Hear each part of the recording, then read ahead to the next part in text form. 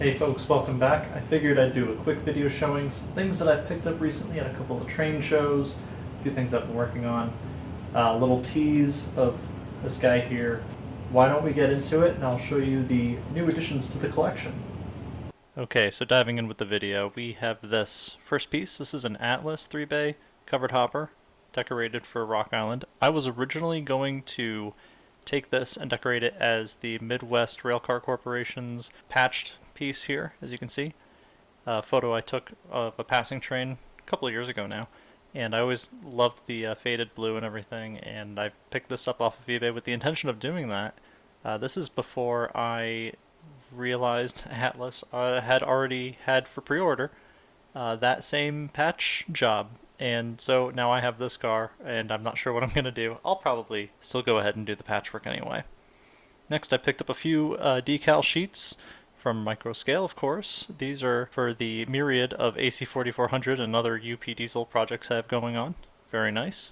Next up is this old Walthers kit. This is a 5-car articulated set of an intermodal train from, actually this is from the train club. I actually purchased this off of one of the members, and it's a complete kit. It's all here. I've actually already started working on it. It's been a lot of fun. And this particular articulated 5-car set is still out there as far as I know.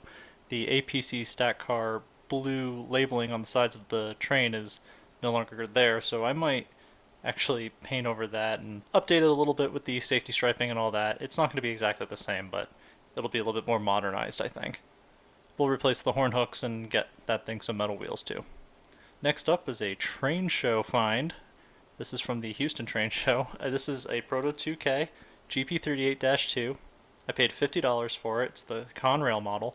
This piece was brand new, never run at all, and I see these things go on eBay or people are trying to sell them for 150 to 200 bucks a piece. I thought that's kind of nuts. I figured I'd take a risk at 50 bucks, and I took the frame off of it already. I wanted to check for zinc pest because apparently the Proto 2K GP38s in particular are known for that, but this one seems to be fine.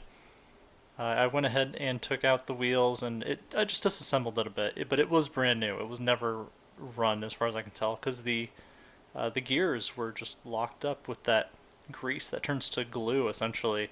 I still have some of the bearings soaking in alcohol to just get that grease off. It was really bad. It just did not work. But the shell is perfect. It's in immaculate condition. I have no idea what I'm going to do with this yet. I'm thinking of painting it up as a lease unit. I think I might paint this up as HLCX 3605 or another HLCX piece. I've been looking at photos of all the patch units and lease units for GP38s that were ex-Conrail and kind of determining what I want to do with this. I don't think I'm going to keep it the way it is, but I think it's really cool. It's a really nice piece. If the frame ever does decide to disintegrate, as long as I can save the shell, I've read an article by a gentleman who managed to transplant the shell onto an Atlas chassis, so there's always that as an option if for some reason the frame decides 30 years later to start disintegrating on me. Hopefully it will not. But it's a very nice piece otherwise, and for 50 bucks I'm happy to have it. Alright, next up is not one, but two Walthers mainline high cube boxcars. These were picked up from Spring Creek Model Trains at the San Antonio train show. And I love these Walthers mainline cars. I think they're a great value. I think they're a great way to fill out a modern consist if that's what you're looking to do like I am, without breaking too much of the budget. We'll go ahead and open up this Canadian National. And I love that, since getting into modern stuff, I know that if it has the safety striping, the yellow stripes, I know it's something that I can use as a modern piece that would work well with what I'm trying to do with my modern equipment. Very nice, crisp detail on this. I know it's not an exact rail or, any of those other super high fidelity pieces, but for, 20, 25, 30 bucks out the door, I can't complain too much. And this is the label on it in case you're wondering exactly which one I got. And I can use this information later when I'm at another train show looking up which boxcars I already have. So, Michael, don't buy these two again. And let's take a look at the T-box as well.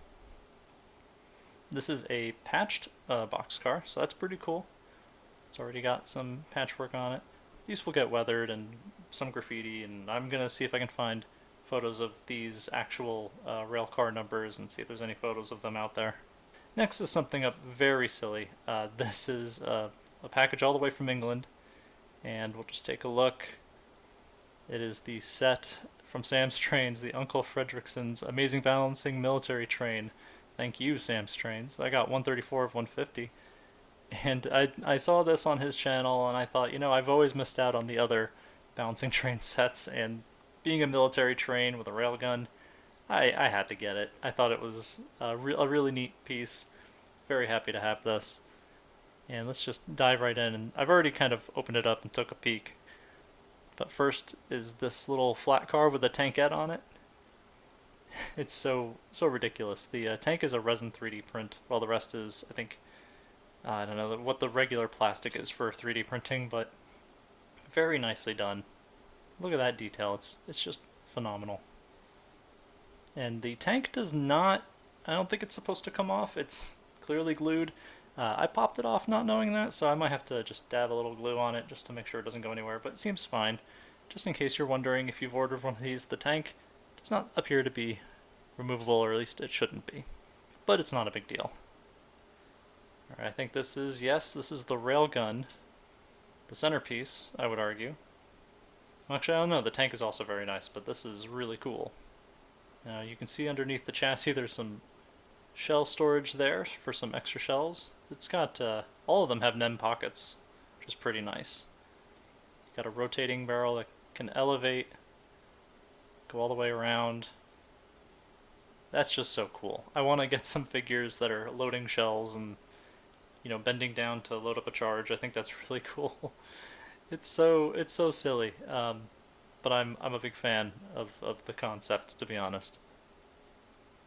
And lastly is the third and final piece. This is the tank car. Actually, was the other one the tank car? This is another tank car, different kind of tank. This is a little fuel tank, and yeah, you can see the layers of 3D printing, because that's just how 3D printing is. But I think it's a lot of fun, and it's a great way to get an interesting concept out into the world and make it a reality. And I think that's really cool that Sam's able to do that. So we'll put that back, and then I think there's one more bag in this box. Yeah, it's the couplers and some handrails for the tank car, the fuel tank car rather. So you can have some handrails, and it gave you a few extra, which is really nice. So we'll just go ahead and put all this back in. I'm going to put this together later. And I have the idea of having my Hatton's RODP class pull this around. I think that'd be a lot of fun. Tiny train with a tiny locomotive. Okay, next up we have not one, but two Athearn Blue Box pieces. And let's just go ahead and open up this first one. What could it possibly be? I paid $40 for it. But as you can see, it's another Union Pacific AC 4400, and I didn't realize they did a 6868. Yeah, so the one I did has a twin. The one I did, that was an unnumbered model. This was pre-numbered, as it were.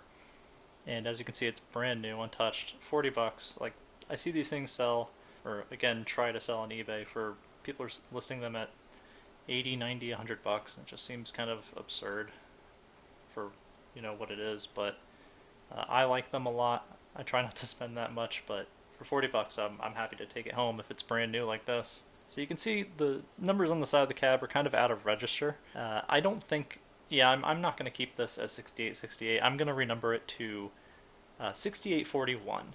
And I actually saw 6841 a few years ago on my second rail fanning trip, I think. And this one has char along the top of the exhaust, and then the other side of it that you don't see in that photo, it's just gray primer. I've seen photos of it, and it's been gray primer for a decade or two now. And I think that's very interesting. It's an interesting look. Just gray primer along the side, and it's cool. It's still the same sort of straight red stripe along the top too. just like 68, 67 is, so I think they'll complement each other very nicely. I now have an idea of what I need to do to get into detailing one of these, since I've already done one. Whether or not this one will get another motor or a decoder buddy and sound, I don't know. Maybe I'll make it a dummy. Maybe I'll fully kit it out with a new motor. I haven't decided, and we'll see what happens. Then we got this other one. What could this one be? It's I'll tell you, it's another one I already have. It's an Amtrak P42. This was $30, and I picked this up at the Houston train show. And this one is very significant because this is P42 number 9. This is a powered model, also brand new in the box, untouched. And number 9 is important because this is the exact model my mom gave me when I was 6 or 7. I mentioned this in my other video, but that is number 9 in this old Polaroid that you can see. That's the only photo I think I have of it. And that was one of the ones that I didn't take care of because, you know, I'm a kid and I love my trains, and I love them a little too much, and I just ended up losing the details and breaking pieces. But I love that model, and this one, I don't know what I'm going to do with it just yet. I'm probably going to leave it in its box for a while, and I'm not going to touch it. I am kind of considering what to do with the other one, which is number 2. I've actually wanted to do a New Jersey Transit P42 for a while. They're short-lived, but they had them for a little while, and I think they're a very fascinating paint scheme. I might take the other P42 and actually repaint it into that New Jersey Transit color scheme. I haven't really decided yet, but this one will be staying as number 9. I was so thrilled to see this, and when the guy said $30, I couldn't get my wallet out fast enough. So this makes 3 P42s, the 2 Athearn Blue Box, the 1 Kato, and yeah, I might have to get an Athearn Genesis just so I can say that I have them all. Who knows? And I want to give you guys a quick little tease at where we're at with 6867, and it's been a long time coming. It's been a long process for this one. This one now has its motherboard. It's got a ESU decoder in it. It has a scale sound system speaker in it. Just kind of working on some final touch-ups, some final details here and there, and I'll do a video on this eventually, hopefully by mid to late March. I kind of want to get it on the club layout for some shots there as kind of a debut. So look out for that, hopefully shortly in the future. So that was just a brief update of some things that we picked up. Currently I am working on that set of that 5 articulated well car set. I've only got 1 done right now. I need to put the trucks on and get some nice metal wheels and Katy couplers for this guy. That whole set, but I've got the weights, they're all glued in, and I'm slowly adding the detail parts. It's been a fun little kit to build. Of course, 68, 67 progress continues with this guy. Expect an update on this soon, and there's actually more in store. I have some ideas. I've been interested in the lease units lately. I've been looking at a lot of ex-Conrail. I like that faded blue, the patchwork that you see a lot on those ex-Conrail units. So maybe we'll do something with that. I'm not entirely sure. It's kind of not really pertinent to what I model, but I think it's really neat. Pertinent to what I model. I mean, I have Amtrak Northeast Corridor mixed with Union Pacific steam. That's like, who cares? But that's pretty much it for today. Thank you so much for watching, and I will see you in the next one, hopefully very soon. Thank you.